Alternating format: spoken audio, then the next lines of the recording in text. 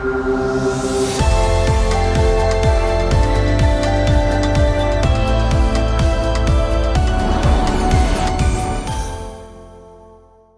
ladies, we're back for another morning motivation, and I'm so excited to share my heart. So God has been doing so much in my life, and I think that when it happens that way, you're able to just kind of speak out of overflow to help other people be transformed the same way. And so I had recently spoke at an engagement, and that night I was on Instagram really excited just about how God had been faithful and really spoke through me. I was really afraid because it was one of the first times God had asked me to kind of speak without a lot of notes, and it was just kind of like out there on the water, trusting him.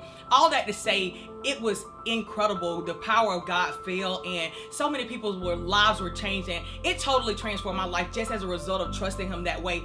So that night I was on Instagram, and I was strolling through all the comments and just really excited about all the people talking about how it impacted them and different things like that. And in the stillness of a moment, God whispered something that totally really took me back. He said, "Jackie, never substitute my presence for their applause." Take that in. Never substitute my presence for their applause.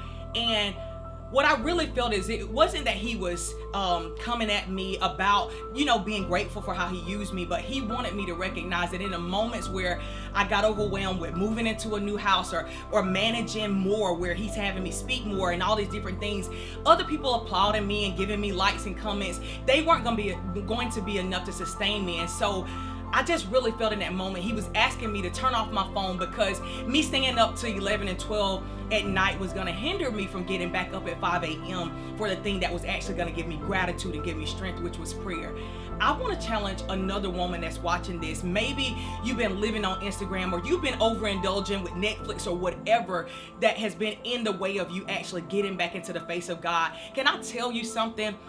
Every time I get back in God's presence, there is affirmation, there is confirmation, and even guidance to go forward.